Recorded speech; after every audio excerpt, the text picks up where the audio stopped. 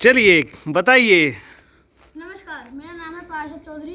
पहले मैं काफ़ी मोटा हो गया, जब से मैंने योगा अभ्यास एक्सरसाइज करनी शुरू करी है। अब मैं बिल्कुल फिट हूँ और आज मैं आपको कुछ आसन और एक्सरसाइज और प्राणायाम बताऊंगा।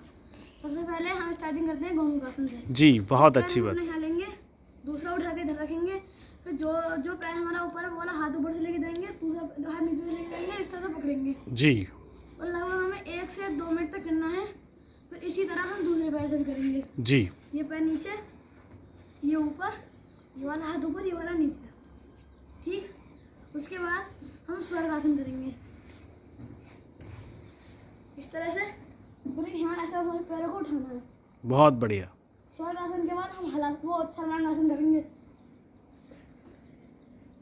ये भी हमको 1 से 2 मिनट तक कर सकते हैं। फिर हम हलासन करेंगे। उसके बाद हम इस तरह वज्रासन में बैठना है।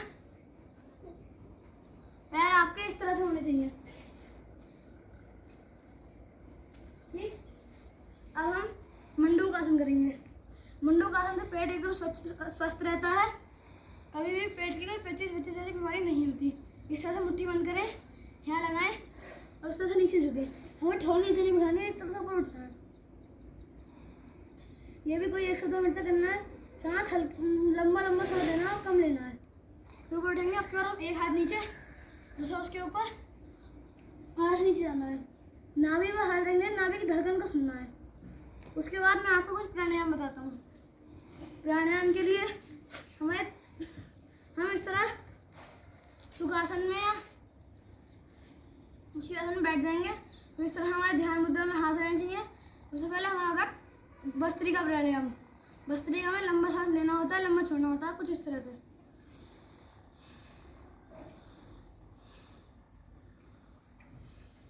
इसे लगभग हम 5 मिनट तक कर सकते हैं। उसके बाद हम करते हैं कपालभाति।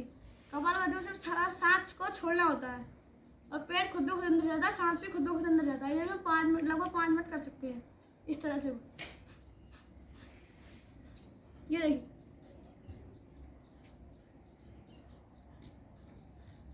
इसके बाद हमारा आता है वाह्य। वाह्य में पूरा सांस हमें अंदर लेना है, पूरा बाहर छोड़ना, पेट को पिच करना है, थोड़ी को यहाँ कंठ से लगाना और जब तक हम सांस रोकते तब तक रोकना है। फिर थोड़ी ऊपर उठानी है, पेट ढीला छोड़ना है और सांस को बाहर निकाल देना है। ऐसे ही हमें लगभग 5 बार करना है। इसके बाद हमारा आता है उज्जयी। उज्जयी में पूरा सांस अंदर लें, पूरा बाहर छोड़ें और फिर गले सांस लें।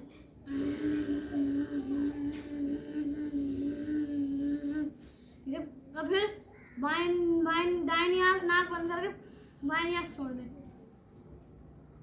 इससे हमारा गला बिल्कुल ठीक है। किसी थायराइड की बीमारी जैसे होती है, वो थायराइड की बीमारी भी ठीक हो जाती है। उसके बाद हमारा आता है अनुलोम विलोम। अनुलोम विलोम आंखों के लिए फायदेमंद होता है। नाक कान गले के रोग के लिए भी फायदेमंद होता है। इस तरह से हम एक हाथ यहाँ लगाएंगे, अंगूठा इस पर लगाएंगे, 3 उंगली नीचे, इस वाले नाक सांस लेना है, इस तरह छोड़ना है, फिर इस तरह लेना है, दूसरे छोड़ना है। इस तरह से हम लगभग 5 मिनट तक कर सकते हैं। इसके बाद हमारा आता है भ्रामरी।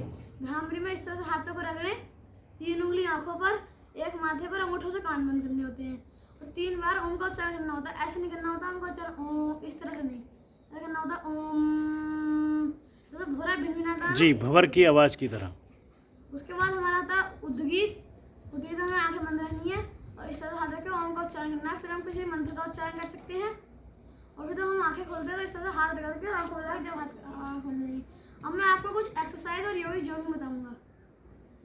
चलिए, आपने प्राणायाम सिखाया, बहुत बहुत धन्यवाद, हार्दिक सबसे धन्यवाद। पहले